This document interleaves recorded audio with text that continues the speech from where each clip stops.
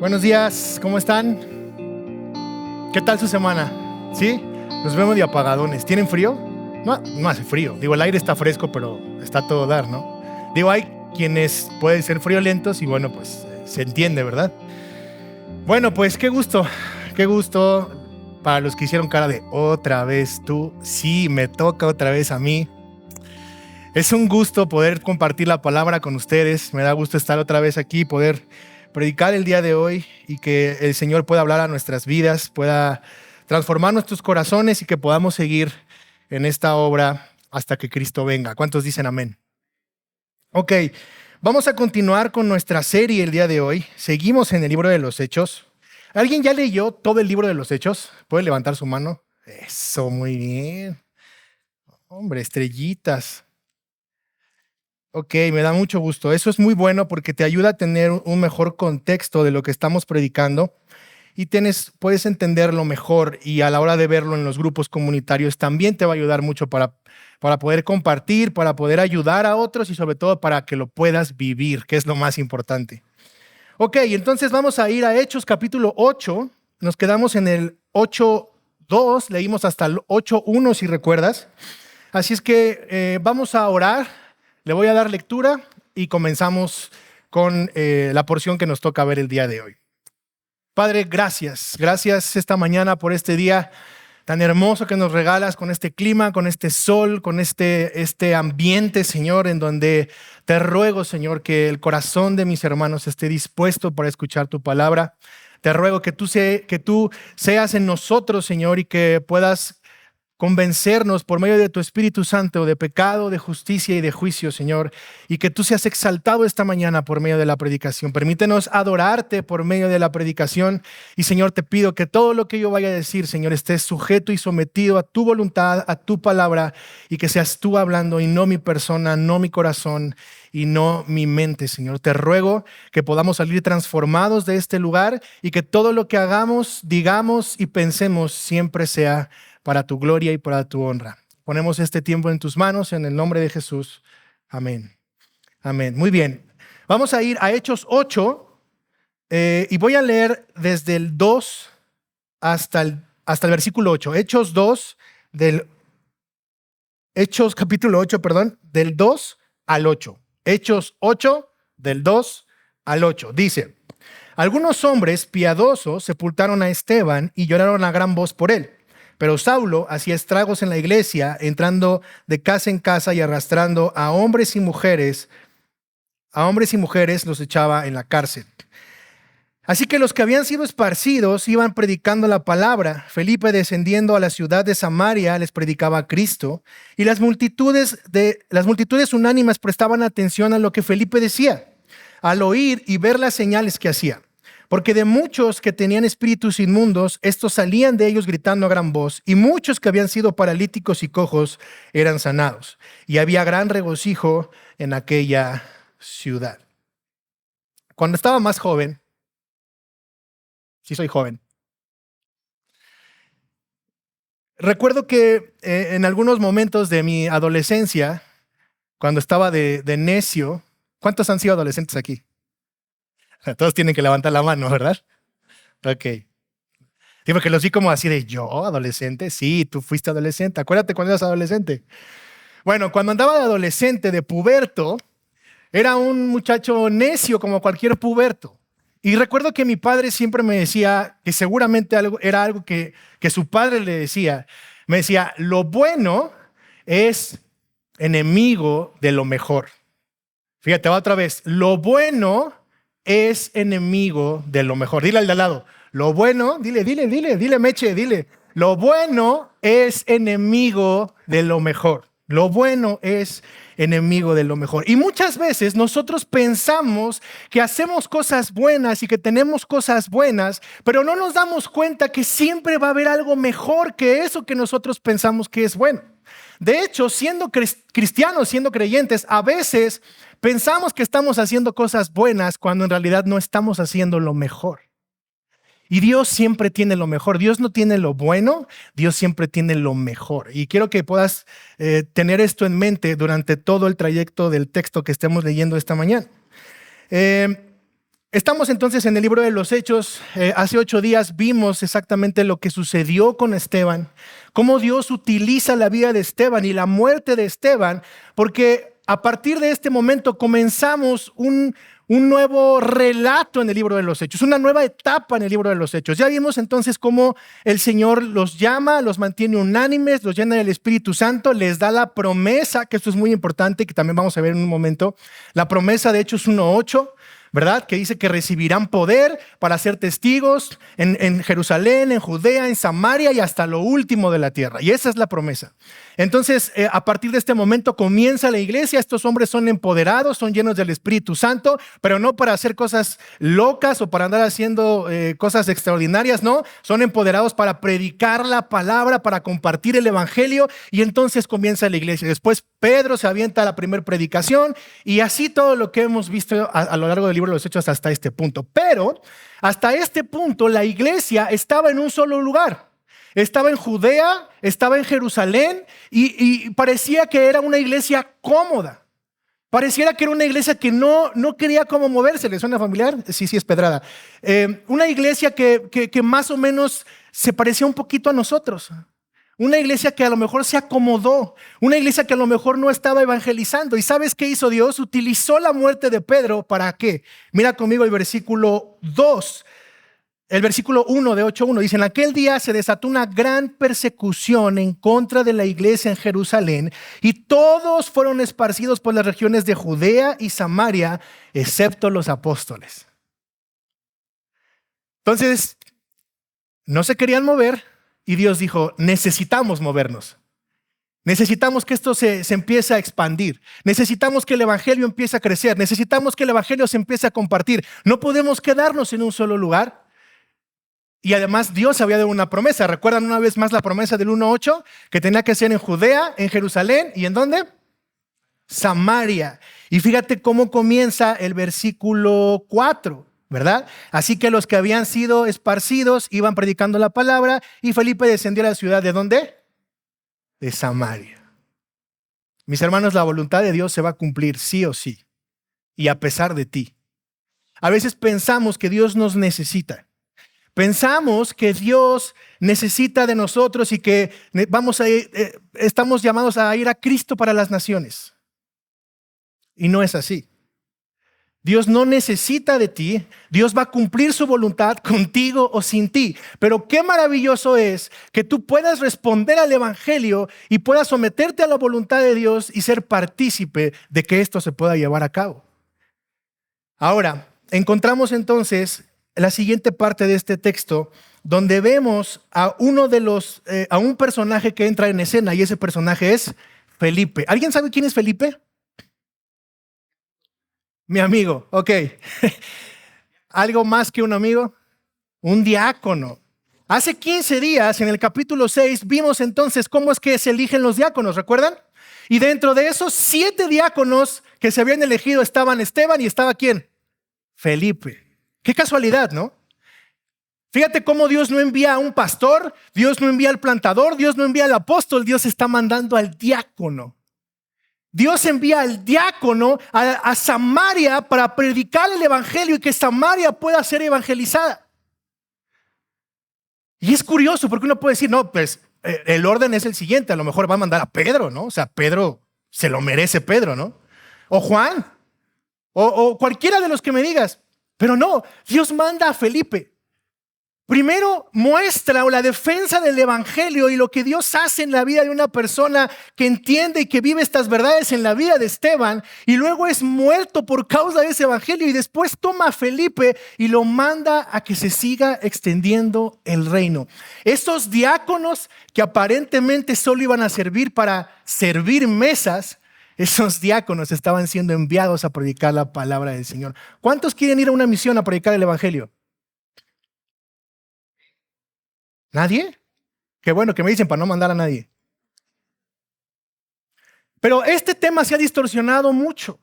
Y Julio y Elí estarán de acuerdo conmigo y lo hemos platicado. Nosotros que creemos en las misiones, pero creemos que la misión empieza por tu casa, en tu colonia, en tu familia. Porque es muy padre agarrar a una persona y decirle, vete a Timbuktu y predícale a las naciones.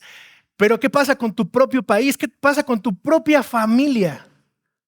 Cuando la misión comienza desde tu casa, la misión comienza en tu iglesia, la misión comienza en el lugar donde está plantada tu iglesia.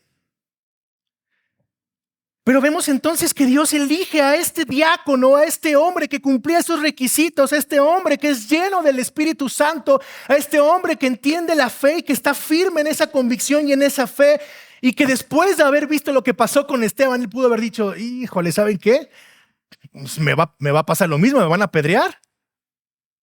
O sea, ya había visto el antecedente y sin embargo no vemos que el texto nos diga que Felipe tuvo alguna oposición o alguna lucha.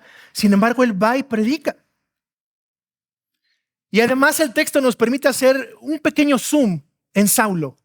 No sé si recuerdan el domingo anterior, pero el domingo anterior desde el versículo 59, fíjate, dice, desde el 58, dice, echándolo fuera de la ciudad, comenzaron a apedrearlo y los testigos pusieron sus mantos a los pies de un joven llamado Saulo.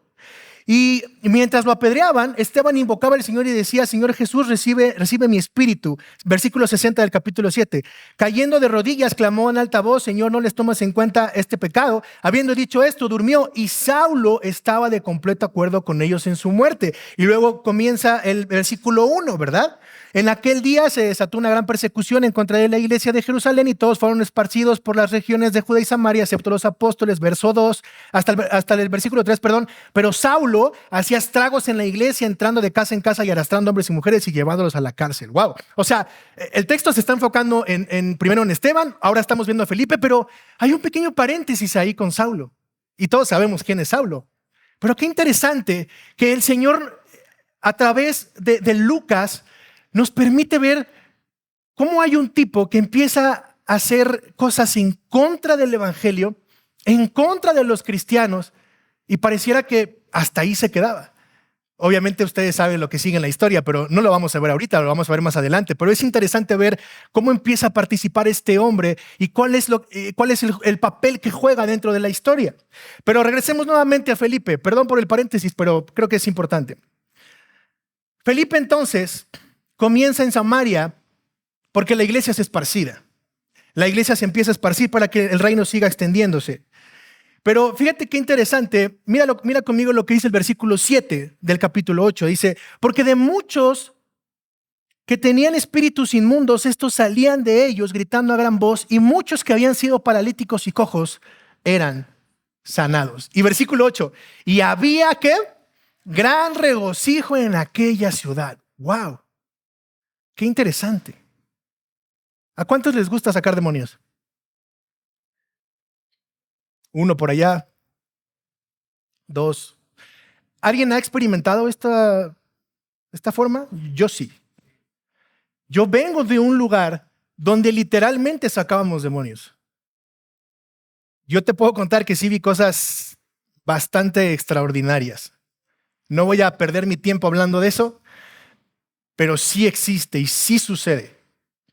Y es interesante cómo el autor, cómo Lucas en esta porción pareciera que nos presenta dos cosas que nos llaman la atención. Ahora, siendo honestos, quítate los lentes del evangelio, del cuadro de Clooney, del contexto anterior, del contexto inmediato y de todas las herramientas exegéticas que ya aprendiste y que ya sabes. Quítate esos lentes por un momento, sácalos así y ponte los lentes de un evangélico común y corriente.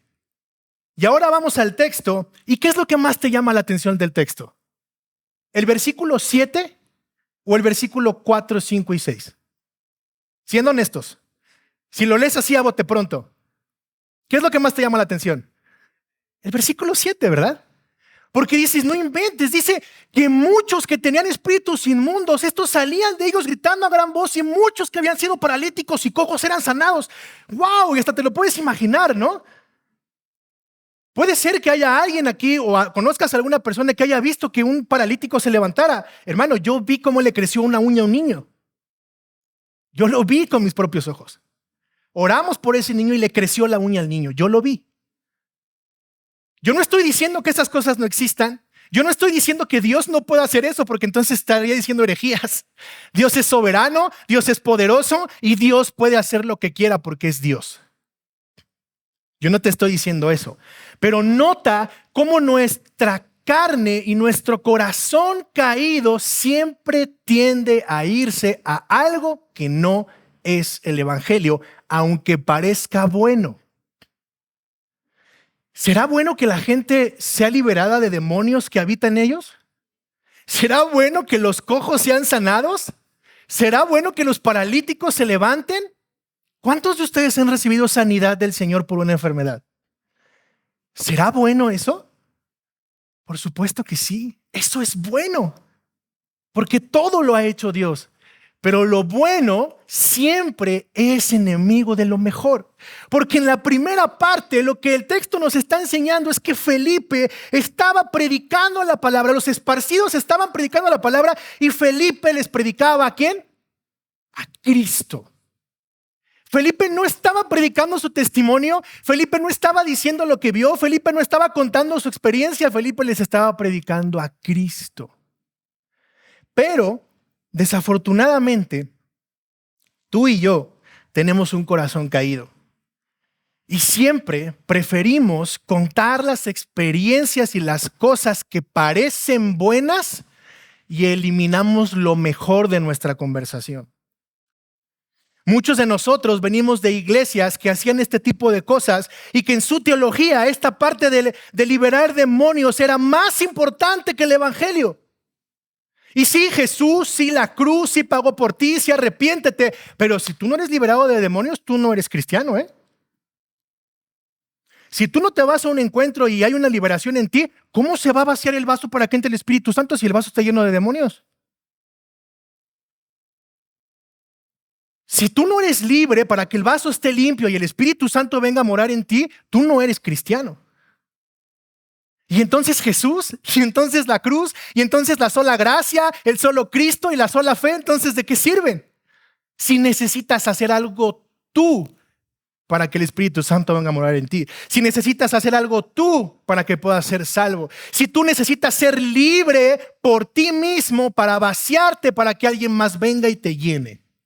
Y no obstante con esto, todavía se avientan la puntada de decir que hay cristianos que todavía pueden ser llenos de demonios. Y toman el texto este de los cerditos. Hasta hacen chistes de eso, ¿verdad? Toman el texto de los cerditos y que dice que si salen entran 7 peores y que no sé qué. Entonces es una entrada y salida de cosas ahí extrañas, como si el Espíritu Santo entrara y saliera de tu vida todo el tiempo. Pero cuando vamos a la Escritura nos damos cuenta que nada de eso es verdad, que nada de eso concuerda ni de principio a fin, ni del Antiguo Testamento ni del Nuevo Testamento. Y entonces podemos darnos cuenta que el problema no está en lo que dice la Biblia, el problema está en nuestro corazón, hermanos. Tu corazón y mi corazón es un corazón que es idólatra. Dile al de al lado, tu corazón es idólatra. Dile, tu corazón es idólatra. Y sé que en este momento estás pensando en imágenes, en cosas, y eso es lo más común. Pero el pecado de la idolatría, mis queridos hermanos, es la raíz donde todo comienza. La idolatría es la raíz donde todo comienza. La idolatría no es que tú le vayas a la Virgen, no es que tú le vayas a San Judas, no es que tú le vayas a la Santa Muerte, no es que, ¿qué más hay? No es que tú le vayas a San Charbel, no es que tú seas del equipo de lo que me digas. Eso no, ese no es el punto. Eso es lo que se ve. La idolatría es la raíz de todos, absolutamente todos los pecados que conocemos y que nos enseña la Escritura. ¿Qué es la idolatría? De acuerdo a un libro que se llama Traición al Evangelio, este autor define la idolatría de la siguiente forma. Va a aparecer en la pantalla. Fíjate bien, pon mucha atención. Dice, un ídolo es cualquier cosa o cualquier persona que captura nuestro corazón, nuestra mente y nuestros afectos. Y aquí está la clave, más que Dios. Va otra vez. ¿Qué es la idolatría? Un ídolo es cualquier cosa o cualquier persona que captura nuestro corazón, nuestra mente y nuestros afectos más que a Dios. Ninguna persona, ninguna criatura vive sin adorar algo. Grábate esto. Ninguna criatura vive sin adorar algo. Tú en este momento puedes estar adorando algo, es más, estás adorando algo y tal vez ese no sea Dios. Puede que estés aquí sentado viniendo a la iglesia, pero en realidad en tu corazón tú no estás adorando a Dios, tú estás adorando a otra cosa. Eso es seguro, pero no es Dios. Porque la raíz de todos los pecados es la idolatría. La frase clave aquí es más que a Dios. Mis hermanos, puede ser que algo sea bueno por sí solo, puede ser que estés deseando algo que sea bueno por sí solo, pero si lo deseas más que a Dios, ya tienes un problema. Tú puedes desear muchas cosas y esas cosas son buenas por sí solas. Tú puedes desear casarte, eso es bueno. Tú puedes desear un esposo, eso es bueno. Tú puedes desear una esposa, eso es muy bueno. Tú puedes desear una iglesia, eso es muy bueno. Tú puedes desear tener un trabajo, eso es muy bueno. Pero si lo deseas más que a Dios, ya tienes un problema muy serio, porque esa es la raíz de todos los males que te van a atacar después de ver la idolatría de tu corazón. El tema no está en desear cosas, el punto es que hagas de ese deseo un asunto central en tu pensamiento. Ese es el problema, que el centro de tu pensamiento, ese deseo se vuelva el centro de tu pensamiento. Los budistas eso es lo que hacen. Los budistas siempre están buscando el nirvana. Nirvana significa el máximo deseo. O sea, ya no necesito más. Y a veces nosotros somos cristianos, pero parecemos budistas. Porque estamos siempre buscando satisfacer nuestro deseo y llegar a ese nirvana que no existe. Porque el máximo deseo y la plenitud de todo eso está en Cristo Jesús y en la cruz del Calvario. Y eso debe de ser para ti y para mí suficiente. Pero desafortunadamente en nuestro corazón, caído por el pecado, siempre está buscando que esos deseos se cumplan. Y además es chistoso, ¿sabes por qué? Porque a veces ocupamos a Dios para conseguir cumplir nuestro deseo. Dios no es suficiente para ti. Tú no quieres a Dios, tú quieres algo más. El ídolo está sustituyendo a Dios a tal punto que puede llevarte a acercarte a Dios, pero solo para usarlo como un instrumento que te provee de ese ídolo, de ese sentido idolátrico que tienes. Tú puedes venir a la iglesia y ese es un buen deseo, pero en el fondo tú quieres venir a la iglesia para que tus problemas se solucionen. Tú estás ocupando a Dios para que el problema de tu corazón, que es una idolatría, sea resuelto. Tú no deseas a Dios, tú deseas que tu matrimonio se restaure. Tú deseas que tus hijos no se vayan de tu casa. Tú deseas que tus hijos no sean rebeldes. Tú deseas que alguien te diga que eres muy bueno en lo que haces. Tú deseas que te aplaudan. Tú deseas que te den una palmada. Tú deseas que te digan que todo va a estar bien. Tú deseas que te digan que Jesús es el trampolín y el de la lámpara mágica que te va a dar todo lo que tú necesitas en esta tierra para que no sufras y todo te vaya bien. Pare de sufrir. ¿Te das cuenta? El problema está en nuestro corazón. Y cuando vamos a la Biblia y vemos este pasaje, tú y yo siempre tendemos a diluir el evangelio. Porque nuestro corazón idólatra siempre busca diluir el evangelio y acomodarlo de tal manera que se vea bien, que se sienta cómodo, que sea algo que te guste, algo que te agrade, algo que te ponga padre, que salgas contento, que salgas feliz, que digas qué chido domingo, qué bueno que vine a la iglesia, bienvenido a casa, ven como eres. Y todas estas frases que ustedes ya saben, ¿no? Y todo está chido, todo está cool. Y Jesús es cool también. Pero no tratan con el problema que tú traes. Y es una idolatría y estás ocupando al mismo Dios para acercarte a Dios. Y eso nunca va a funcionar porque estás ocupando tu propio pecado para seguirlo rellenando y rellenando y rellenando en tu vida. Por eso es que cuando vemos esta parte parece que es más importante o que resalta más que hombres hayan sido liberados de demonios y que hombres hayan sido sanados y no nos ponemos a ver la predicación del evangelio. Lo importante aquí es el evangelio. Colosenses 3:5 dice lo siguiente, dice, por tanto, consideren los miembros de su cuerpo terrenal como muertos a la fornicación, a la impureza, a las pasiones, a los malos deseos y a la avaricia. ¿Qué dice Pablo? Que es idolatría. Y uno lo ve y dice, no, sí, claro, la fornicación, no, pecadote. Ese sí está grandote, no, hombre, ¿cómo es posible que fornicario? No, adúltero, no, hombre, mentiroso.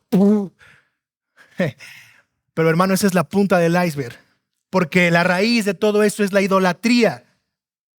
La avaricia es idolatría y todos los demás pecados tienen como raíz la idolatría, porque tu deseo está ahí y lo estás idolatrando. Deseas tanto esa cosa que no te importa hacer absolutamente nada, no te importa pasar sobre quien tengas que pasar con tal de que cumplas tu deseo. Y eso te va llevando a una cosa, a otra cosa y a otras cosas más, y va siendo de forma progresiva y va destruyendo la vida de la persona. Dios no es suficiente. Esta avaricia que vimos aquí no solo es en sí misma pecaminosa, sino que todos los pecados que nosotros cometemos a diario surgen de los deseos idolátricos de nuestro corazón. En cuanto Dios deja de ser suficiente, estamos dispuestos a violar su ley moral con tal de obtener eso que nosotros mismos llegamos a creer que necesitamos. ¿Por qué? Porque Dios no es suficiente. Porque Dios no es suficiente. Mis amados, no podemos tener victoria en nuestra lucha contra el pecado a menos que podamos identificar nuestra propia idolatría. Si tú no identificas los ídolos de tu corazón, no vas a poder luchar contra ellos. Ojo, yo no estoy diciendo que el sacrificio de Cristo es insuficiente. Yo no estoy diciendo eso. Es suficiente. Y Él ganó en esa cruz la victoria contra el pecado. Pero aún tú y yo tenemos una naturaleza caída y vivimos en una lucha constante. Y tú no vas a poder seguir luchando y seguir adelante si tú no identificas tus propios ídolos. ¿Cuántos fueron a Halloween esta semana? No levanten la mano si quieren. Digo, dejémoslo ahí. ¿Qué tal la fiesta? Yo no sé si te disfrazaste o no. Yo no sé si fuiste al Halloween o no. Pero, ¿cuál era tu deseo de ir a esa fiesta? ¿Cuál es tu deseo de disfrazarte? ¿Cuáles son tus argumentos? Porque hay quien hasta que tiene argumentos con la Biblia, ¿no? Tenemos libertad cristiana, pastor, ¿no? Y sacan los versículos y órale.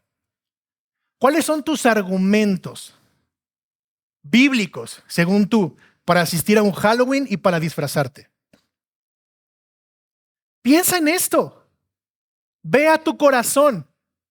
Reflexiona. Ve los deseos. ¿Qué te llevó a ir a esa fiesta? ¿Por qué querías ir a esa fiesta? ¿Por qué querías disfrazarte? ¿Cuál era tu argumento para decir que estaba bien? ¿Y sabes qué? La peor plática que puedes tener en el día es la que tienes contigo mismo. Porque si tú hablas contigo mismo, ¿qué vas a hacer? Suavizar tu propio deseo. Y todavía te avientas la puntada de decir, es que voy a evangelizar. ¿A dónde? Al Halloween. Hay que mostrar el evangelio, ¿no? Jesús se sentó con los pecadores, ¿no? Hay gente que dice, todas las iglesias fallan, todas las iglesias tienen errores. Ah, sí, pues vete a misa.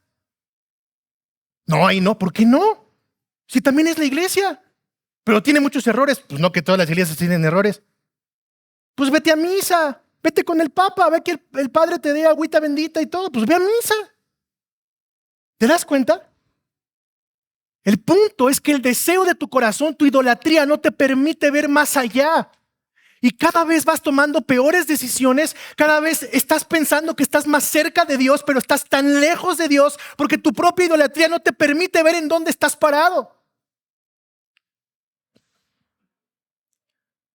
¿Qué es lo que la Biblia nos muestra verdaderamente que hay que hacer o que debemos de hacer? Pareciera muy sencillo. Versículo 4 del capítulo 8. Los que habían sido esparcidos iban predicando la palabra. ¿Qué nos manda la Biblia a hacer?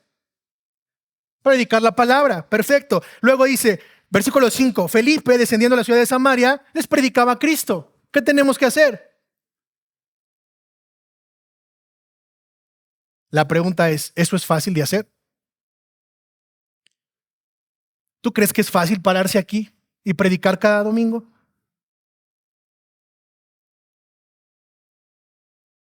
¿Tú crees que no hay luchas cuando te paras aquí y luchas contigo mismo? Porque hay tantas cosas que quieres decir, pero te das cuenta que ya no está siendo Dios, está siendo tú.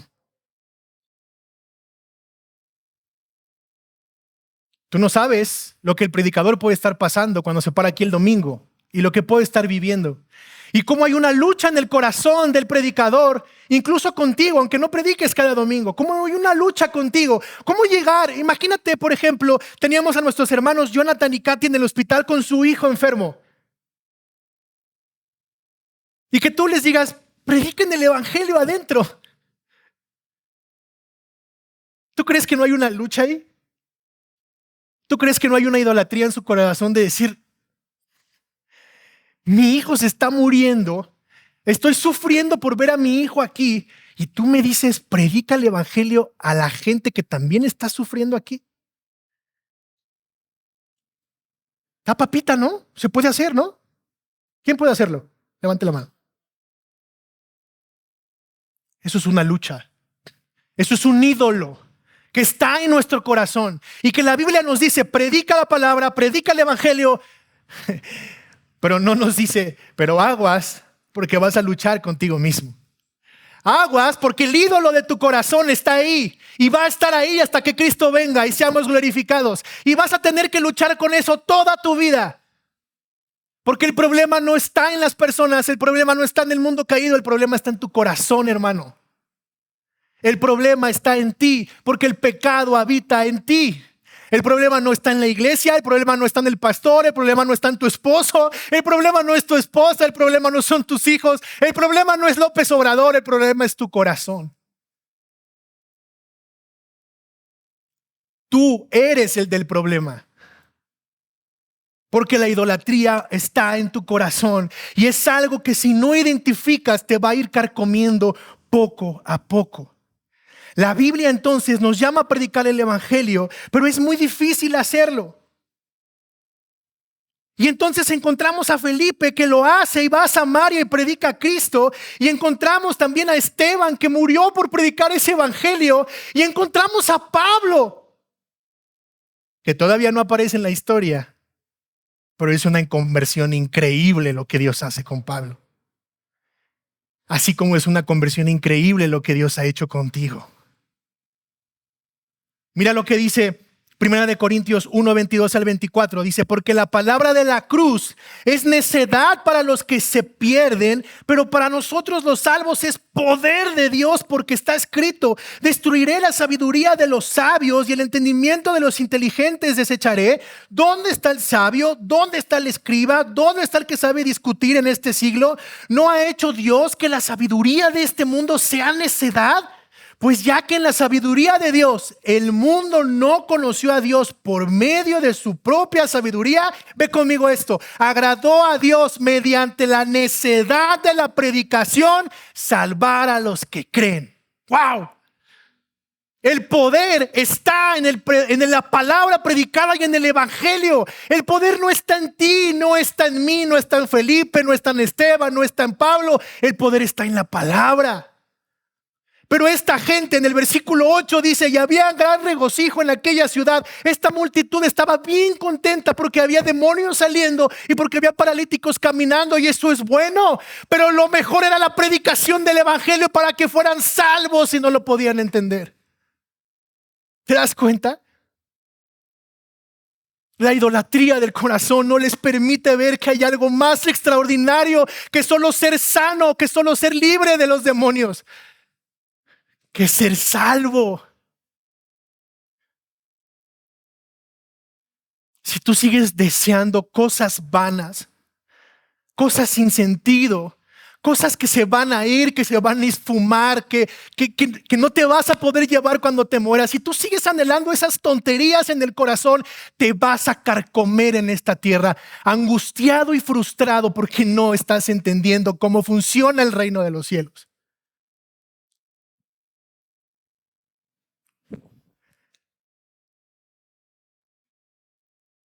Los judíos pedían señales.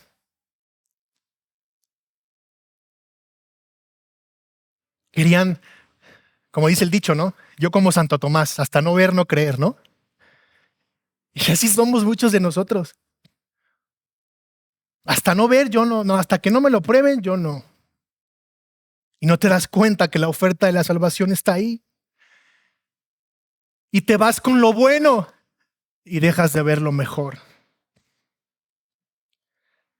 Pastor, es que me quiero divorciar. ¿Por qué? Ponle ahí lo que quieras. ¿Cuántos son casados aquí? Levante la mano a los casados. Ok, tú sabes lo que estás viviendo en tu matrimonio. Te entiendo, hermano. Es difícil. Ponle ahí lo que quieras. Me quiero divorciar por lo que quieras. Si le raspas un poquito, el problema siempre es que no hace. Es que no cumple. Es que no me da. Es que no se fija. Es que no me toma en cuenta. Es que siempre es el otro. Y repito, el problema no es el otro, el problema eres tú. Es tu corazón. Por cuestiones de tiempo, no voy a poder ver todo el tema de la liberación o este tema de demonios, ¿no? Si tú quieres ser un experto en exorcismo, hay una iglesia ahí, una mega iglesia en esa que va a tener un seminario de liberación.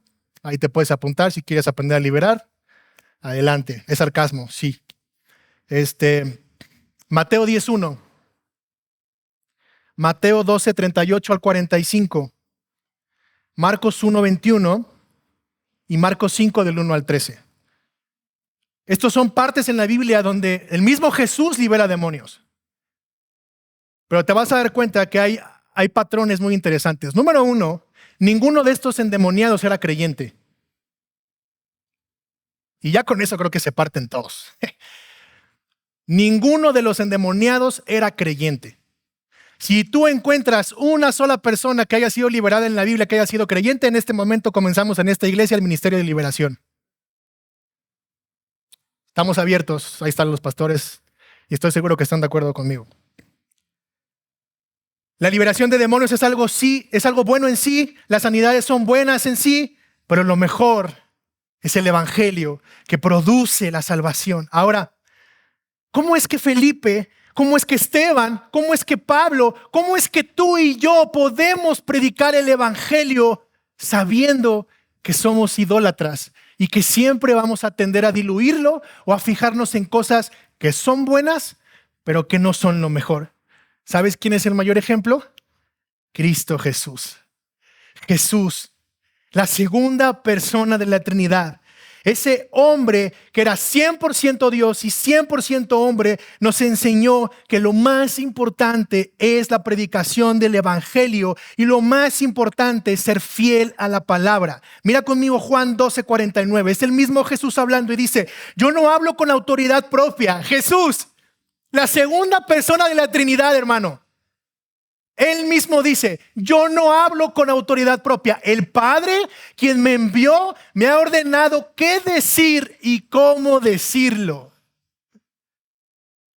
¿Quién eres tú y quién soy yo para que digamos lo que se nos pegue en nuestra regalada gana del evangelio?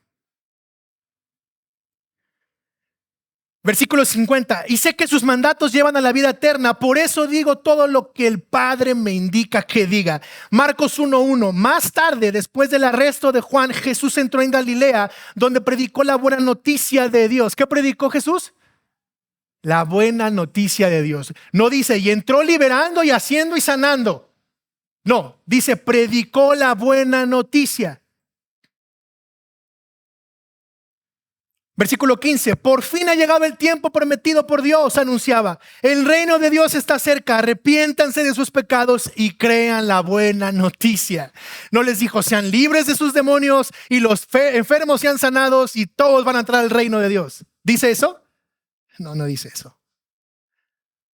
Las buenas noticias del evangelio, arrepiéntanse, porque el reino de los cielos se ha acercado. Eso es lo que Jesús habló. Jesús no habló por su propia cuenta, Jesús no contó sus experiencias, Jesús predicó el evangelio.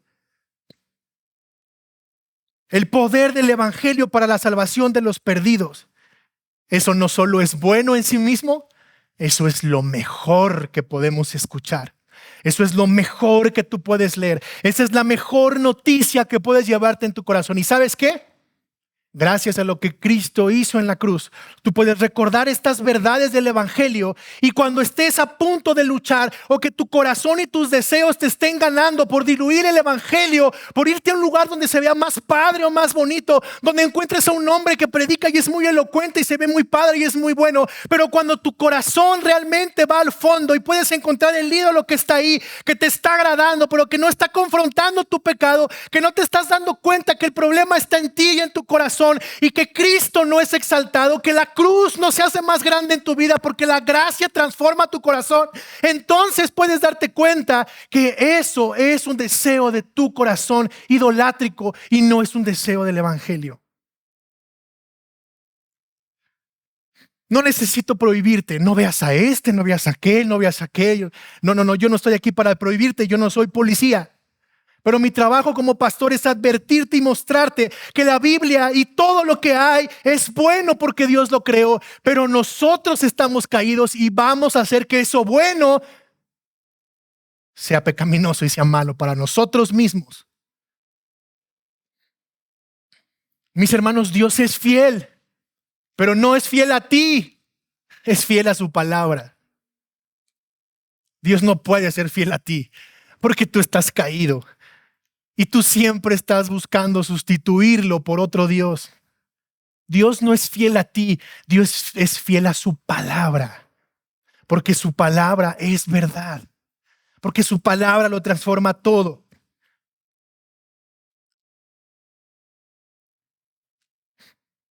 Este tiempo pasamos por momentos difíciles en mi familia.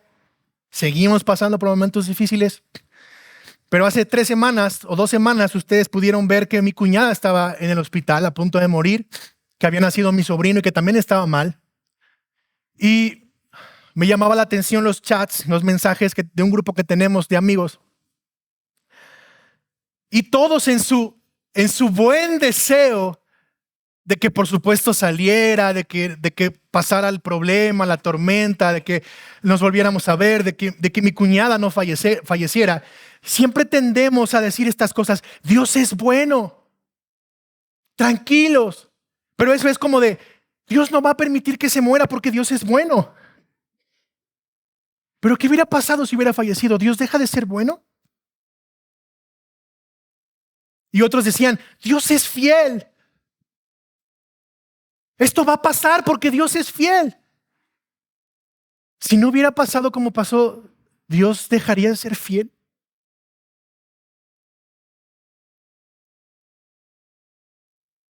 Y si eso empieza a dolerte, ahí está el ídolo. La escritura dice, de la abundancia del corazón habla la boca. ¿Quieres saber cuál es tu ídolo? Checa qué es lo que más hablas en el día. ¿Qué es de lo que más platicas en el día? ¿Dónde es que pasas más tu tiempo en el día? Ahí está tu ídolo. Ahí lo vas a encontrar. ¿No sabes por dónde empezar, Diego? Es que no sé por dónde empezar. Examínate. ¿Qué es lo que haces desde que te levantas hasta que te acuestas? Y eso que haces más tiempo, eso es tu ídolo. ¿Cuáles son tus pláticas? ¿De qué es lo que tú hablas todo el día? ¿Qué es lo que tú lees en todo el día? ¿Qué es lo que tú ves en todo el día? Ahí está tu ídolo. Y es el momento en el que vas a empezar a luchar con eso. Y la lucha la vas a ganar solamente por medio del evangelio y a través de lo que Cristo ya hizo en la cruz del Calvario. Si me ayudan mis hermanos de la alabanza.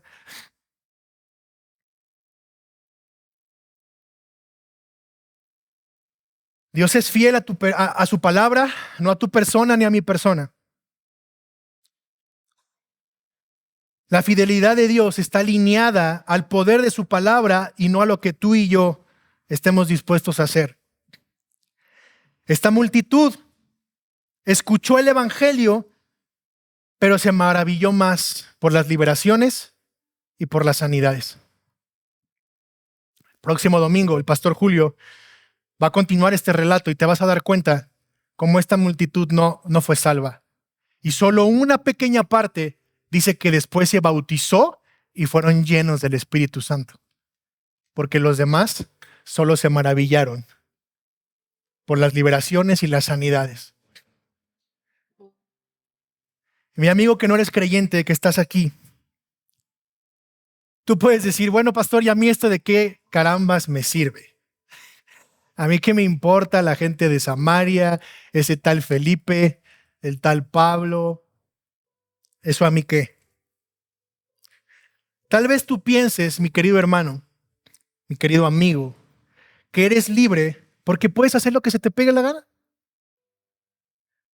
Yo soy libre, yo puedo hacer lo que yo quiera y nadie me puede prohibir absolutamente nada. Claro, a menos que cometas un delito, ¿verdad?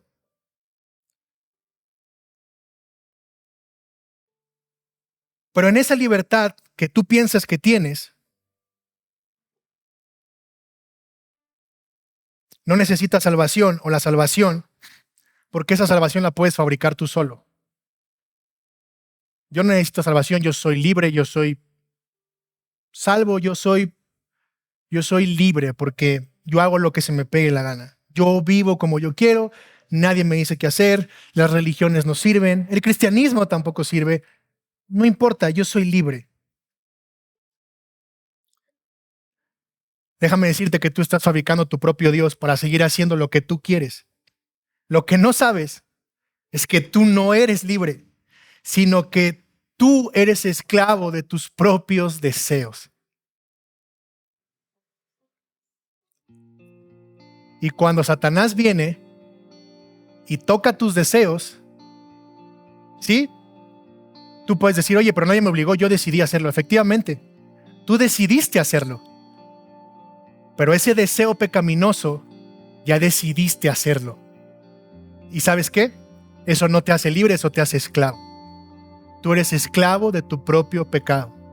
Y la Biblia dice que el que practica el pecado, esclavo es del pecado. Así es que, mi amigo, que tú no eres creyente, déjame decirte que tú no eres libre.